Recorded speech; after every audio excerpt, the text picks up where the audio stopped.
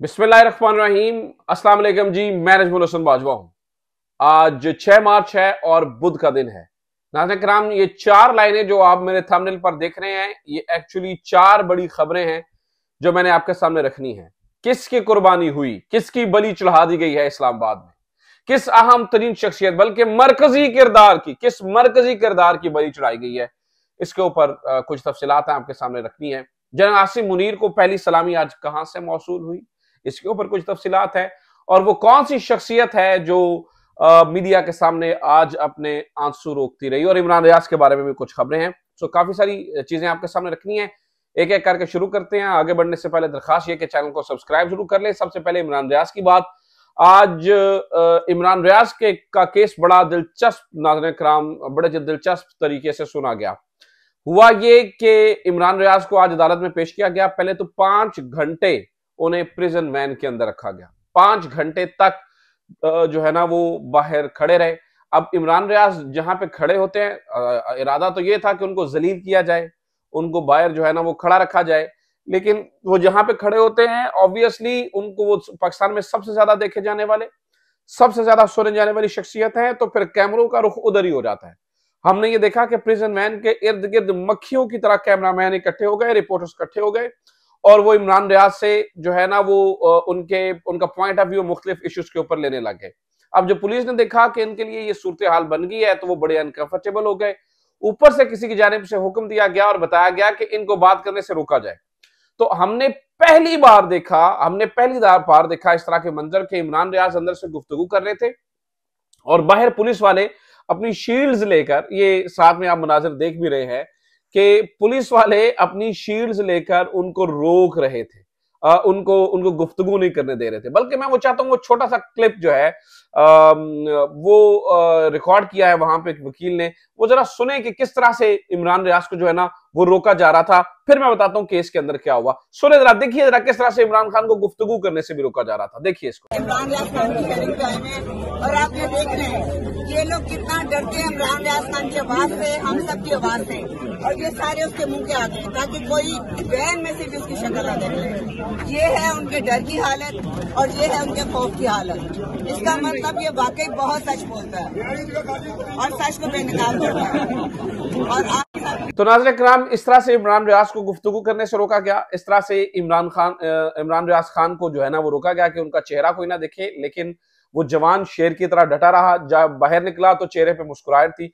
आज एक अजीब चीज और हुई हुआ ये, क्योंकि इमरान रियाज पर इंसदाद दहशतगर्दी अदालत के अंदर मुकदमा दायर किया गया था। जी, इमरान रियाज पेट्रोल बम बनाता रहा है, जी वहां पे ईंटें मारता रहा है, जी वहां पे जख्मी करता रहा है लोगों को। तो चूंकि इमरान रियाज, ये उस दिन का केस बनाया गया जब इमरान खान के गिरफ्तारी के लिए लोग आए थे, ठीक है, और बड़ा हंगामा हुआ था। तो मेरे समेत मुख्तलिफ रिपोर्टर्स वहां पे मौजूद थे। मैं बजाता खुद भी, मैंने पहले आपको बताया, वहां पे मौजूद था। चूंकि मैं बैरून मुल्क हूं, अभी पाकिस्तान में था नहीं, तो आज मैं जा नहीं सका अदालत के अंदर। लेकिन आज मुख्तलिफ ये हुआ कि जितने रिपोर्टर्स उस दिन वहां पे मौजूद थे माफ कीजिएगा नाज़रीन किराम, वो तमाम रिपोर्टर्स वहां पे पहुंच गए, और वो तमाम रिपोर्टर्स जो है वो आज अदालत के अंदर हल्फिया गवाही देने के लिए तैयार थे कि जनाब इमरान रियाज ने कुछ नहीं किया। अब मियां अली इशफाक ने उधेड़ के रख दिया। इमरान रियाज खान के वकील हैं मियां अली इशफाक, आपको अंदाजा ही है। उन्होंने उधेड़ के रख दिया पूरे केस को, और पूरे केस के अंदर उन जई तई फेर दी कि जनाब ये जो सरासर ड्रामेबाजी की जा रही है, ये जो सरासर हम ये देख रहे हैं कि किस तरह से हिरास किया जा रहा है इमरान रियाज को, और उन्होंने ये इस्तदा की कि जनाब इसको डिस्चार्ज किया जाए। ये सिर्फ जमानत का केस नहीं है। आज उनके तफ्तीशी अफसर ने कहा जी इनको जुडिशियल कर दें, लेकिन इमरान रियाज के वकील का मौकफ ये था कि जनाब हमें डिस्चार्ज किया जाए, ना जुडिशियल किया जाए, ना हम जमानत चाह रहे हैं, हमें आप डिस्चार्ज कर दें। यानी इसके अंदर नाज़रीन किराम तगड़ा और मजबूत केस बनाया गया। लेकिन खैर, ये किसी को सलामी दी जा रही है, जिनको सलामी दी जा रही है, ये मरियम नवाज साहबा की बात कर रहे हो। दूसरी सलामी की खबर आगे आती है, ये सलामी मरियम नवाज साहबा को दी जा रही है। और मरियम नवाज साहबा दूसरी तरफ देखिए, मैं हैरान हूं कि उनकी मीडिया मैनेजमेंट, शायद परवेज रशीद साहब कर रहे हैं, वो उनके साथ बैठे होते हैं, लेकिन बड़ी अजीब और अजीबो गरीब हरकतें वहां से हो रही हैं। आज मरियम नवाज साहबा तकरीर जो है ना, उन्होंने प्रेस कॉन्फ्रेंस की, तो उन्होंने वो बता रही थी कि निगमान पैकेज दे रहे हैं। तो पीछे पे तोड़े रखे हुए थे उन्होंने, निगहबान पैकेज के तोड़े, जिसके ऊपर मियां नवाज शरीफ की तस्वीर बनी हुई थी। मैं ज्यादा तो नहीं कहना चाहता, लेकिन नुसरत जावेद साहब ने कहा था मियां नवाज शरीफ की हैसियत उन्होंने यही बना दिया जैसे रेडी पे डाले हुए उस माजूर बंदे की नहीं होती है, जिसे देख के मांगा जाता है कि खुदा के लिए ये बड़ा माजूर है, इसके नाम पे दे दो। मियां नवाज शरीफ की जो है ना वो हैसियत इस वक्त सिर्फ पार्टी में वो ये नुसरत जावेद साहब की बातें हैं, मेरी बात नहीं है। तो इन्होंने मियां नवाज शरीफ की शक्ल दिखा दिखा के लोगों से वोट मांगना चाहते हैं, लेकिन लोग बड़े सियाने हो चुके हैं।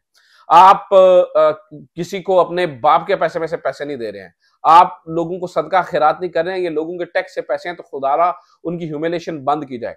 किसी पनाहगाह में, किसी लंगर खाने में रोटी के ऊपर इमरान खान की तस्वीर लगा के नहीं दी जाती थी। सोने से पहले बेड के ऊपर इमरान खान की तस्वीर तकिए के नीचे नहीं रखी जाती थी। खुदा के लिए कुछ तो सीख लेते, कुछ तो सीख लेते। अगर गरीब का ख्याल करना है तो उसमें अपना पब्लिसिटी स्टंट बंद करें, उसमें से अपनी मार्केटिंग बंद करें, क्योंकि ये मियां शरीफ के पैसे नहीं है, ये आपके बाप के पैसे नहीं है, ये पाकिस्तानी कौम का पैसा है जो अपने टैक्सेस से, जो अपने खून पसीने से जो है ना वो इस पैसे को इकट्ठा करके लगा रही है, और उसी से आप पैकेज बना के दे रहे हैं उन्हीं गरीब लोगों को, और उसके ऊपर भी आप अपनी जाती तशहीर कर रहे हैं। ये बड़ी अजीब और अजीब व गरीब मामला है।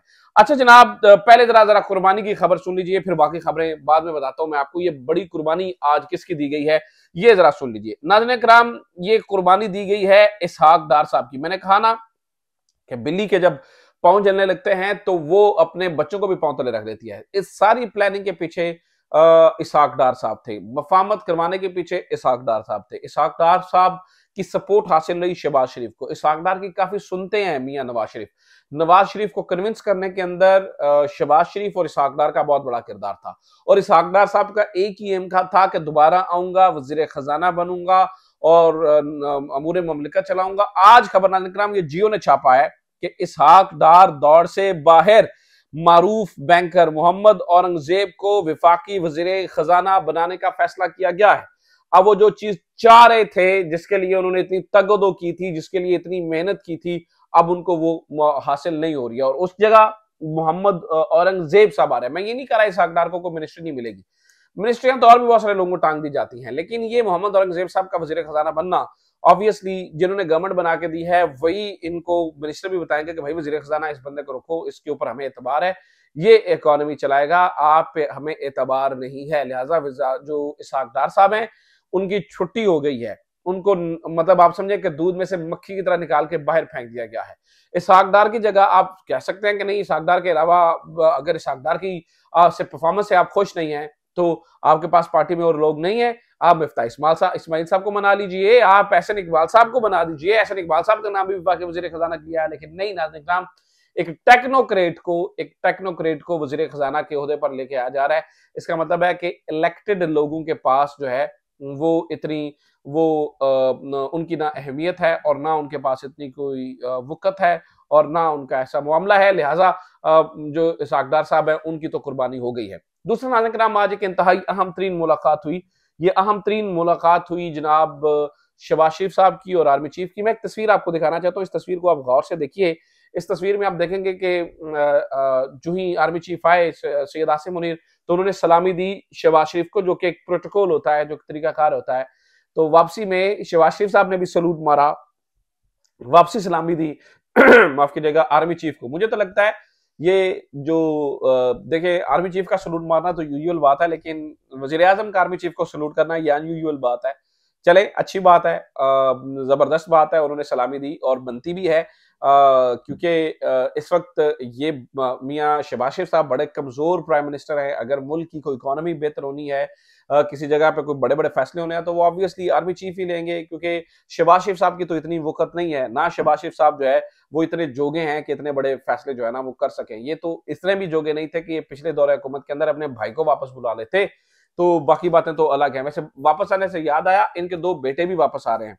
ये मुल्क को बाप की जागीर समझते हैं, जब चाहते हैं जब आते हैं, जब इनकी गवर्नमेंट होती है तो तब आ जाते हैं। अभी इनके जो 2 बेटे हैं मियां नवाज शरीफ के, नाज़रीन किराम, उनके बारे में जो है ना वो पता चला है जनाब कि वो वापस आ रहे हैं, और चलें मेहरबानी होगी उनकी, आप वापस आ रहे हैं। एक और खबर सुन लीजिए कि पेशावर हाई कोर्ट ने नाज़रीन किराम अभी स्टे दे दिया है, इसके ऊपर फैसला महफूज किया है कि वो जो हल्फ लेने हैं, ये जो नई सीटें, ये मखसूस नशस्तों वाले मामले के ऊपर इब्तदाई तौर पर ये दरखास्त काबिल समात है या नहीं, इसके ऊपर फैसला महफूज हो चुका है। और चूंकि जब मैं ये वीडियो रिकॉर्ड कर रहा हूँ तो तब तक तो ये फैसला नहीं आया, हो सकता है जब वीडियो पब्लिश हो तो फैसला आ चुका हो।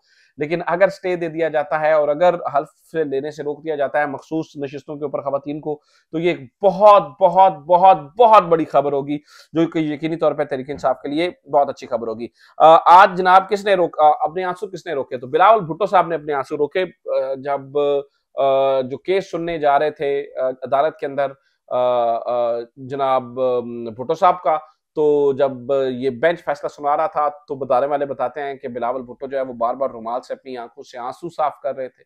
बार बार वो ये चाहते नहीं थे कि मीडिया उन्हें रोके देखे, इसलिए उन्होंने फिर बाद में चश्मा लगा लिया। मीडिया से गुफ्तगू, किसी ने फुटेज बनाने की कोशिश की तो उसको रोका। फिर बताया जाता है कि पहले वो वॉशरूम में गए, आंखें साफ की, तो फिर बाहर आए। कोई बात नहीं, अच्छी बात है। ऑब्वियसली इमोशनल हो जाता है जिनके साथ जुल्म हुआ हो। ऑब्वियसली भुट्टो साहब के साथ जुल्म हुआ था और इसलिए उनके खानदान के साथ जुल्म हुआ, तो आज उन्हें अपनी वालिदा भी याद आ रही होगी, अपने नाना भी याद आ रहे होंगे। लेकिन इसी के साथ बिलावल भुट्टो पे रिस्पॉन्सिबिलिटी बनती है कि वो आज में होने वाले जुल्म के खिलाफ आवाज उठाएं।